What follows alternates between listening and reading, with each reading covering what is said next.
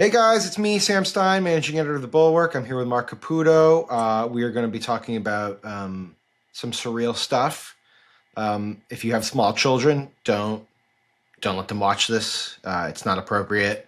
It does involve Donald Trump. Before we get to that, I encourage you all to subscribe to our YouTube page. It's critical. We need to boost those subscription numbers. We also love it when we get more people to watch this stuff, so share it as well.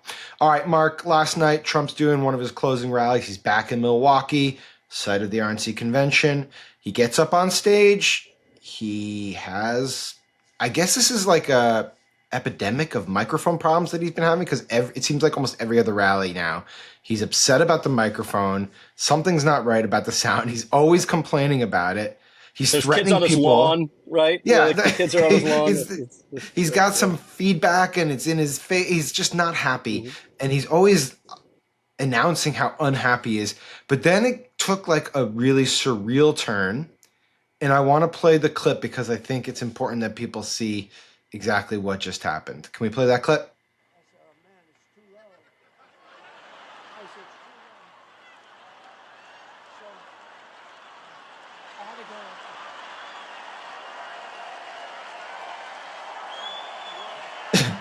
Way too low. Yeah. Way too low. So I walk in, I said, shit, there's nothing worse than I walk in like this and did you notice? I was bending over like this, hello. And then everybody says, is there something wrong with his back? What the hell is wrong with that guy? Okay. Yeah, I think people are asking if there's something wrong with his mind. Because I just got to be clear. it looks like The internet has exploded with this. Yeah. It's trending. Everyone just assumes he's doing a blowjob on the microphone. Yeah. Let's just be clear about it. It's trending. Trump is going down. It's trending on Twitter. The top of the Drudge Report, we'll put it up for you guys. Blowing it. Trump simulates oral sex on stage. I had Democrats texting me saying, I always knew that this election would have a happy ending. It's man. I mean, we're at the last days of the election. Everyone's getting a little bit loopy, but like, what the hell is going on here? Well, that's a good question. So I reached out to a bunch of Trump folks because I woke up a little late this morning. I had a little kitchen accident. I smashed a bottle on the floor by mistake. I had to clean it up. And then I opened Bottle of Twitter. what? You got to be more specific for our viewers. Bottle of olive oil. Hey. Okay. Yeah. So, yeah. That's and then I pretty opened bad. Twitter. I'm sorry, but having to clean up a lot of olive oil is not great. No, it really sucks. By the way. And then I opened Twitter, and it's just like, you're always a victim of your first impressions, and everyone's saying it's simulating fellatio. And I looked at him like, man, it really looks that way. So I asked a bunch of people in a campaign. One of them said, the critics have a, quote, warped mind, but didn't deny it. Another person said he's just trying, he's trying new material for his stand-up. I'm not joking. So there's not really I mean, I could turn my phone the other way and read you the text if you want, but like literally, so they're not denying that he was simulating fellatio. I even looked at the full video to see if there's some other context. It's not there. But what could possibly be the other context? Why would he open his mouth and do but like, a blowjob? What possibly would make you think that a former president running for president again would simulate fellatio with a mic on stage, right? It just doesn't make a lot of sense. Because he's Donald Trump. Well, he's Donald fucking Trump, right? Like, this is what he does. Yeah, it's Donald fucking Trump. And he's just having a good time. So Sebastian and I Sebastian and I were talking, for the uninitiated, Sebastian's producing the show. He and I were talking about whether this is like an overt play for the mail vote. And then Sebastian brought up the point. Why would they want to? I don't think the male votes he's courting would love to give oral sex to another dude. So I don't think that this is a play for the male vote. Maybe it's a play for the normal gay vote, as JD Vance called it. I was going to say it might be that. Well, it's pretty clear. Like right before this, he was bragging like, hey, I don't need a teleprompter. And then he's like, yeah, watch this, right? He also made a joke about Giannis being not Greek. Giannis is of African descent. I'm not sure how well that's going to play. But if Donald Trump loses, and I'm not saying Donald Trump is going to lose, but if he does, it's going to be because of stuff like this, and because by and large he has not tried at all to court sort of swing voters, normal voters, voters in the middle, so to speak. It's I will just say whatever he wants, the larger picture, and I think it kind of goes unnoticed, is it's not just that he's failing to court these voters, it's that he's failing to act in a way that would assuage concerns about his behavior. And like 100%. This is actually a fundamental distinction between 2016 and 2020, I believe. Maybe I'm misremembering them. But my memory of those closings of the campaigns was that he was much more disciplined towards the end. Sharper. Yes. Sharper, disciplined, wasn't like doing a lot of press. I mean, he's not doing that much press now, but he was just quieter because he recognized that he needed to just calm anxieties around him. Well, and this go around has been the opposite. And they also famously kind of got him to not shit post on Twitter. Right. But now it's just the rallies are the shit posting.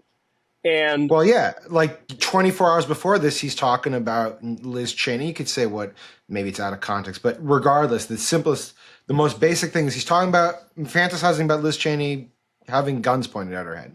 Like that is what he did. Now you could say he was trying to say she should go to war if she wants to vote for wars. I agreed. That's what he was saying. Still was creating this image of it. Then you have the whole Madison Square Garden rally. Then you have Howard Lutnick. You wrote about this. Howard Lutnick going on CNN and talking about Bobby Kennedy, convincing him after a 2.5-hour conversation. Not that many long, wasn't that long, but after 2.5 hours, like vaccines are bad. And like you have all this stuff that's in the ether and it's just not good. I think it's also going to kind of challenge us to see what if people are really paying attention to what used to be kind of conventional news stories and conventional news coverage, which is all of this stuff has been covered exhaustively. Like he's saying crazy things. They're doing abnormal things. He's not acting normally. This is not normal. People always say, oh, you guys are normalizing. Like, no, we're reporting what he's doing. But the thing is the question is, do the voters normalize this? Mark, let's just play. I want to circle back. Let's play the other clip because this goes to our point about lack of discipline, but also goes to the point about his obsession with the microphone. Sebastian, can we play the second clip? Thank you very much. Fix the mic. You gotta be kidding. Do you want to see me knock the hell out of people backstage? You want to see me?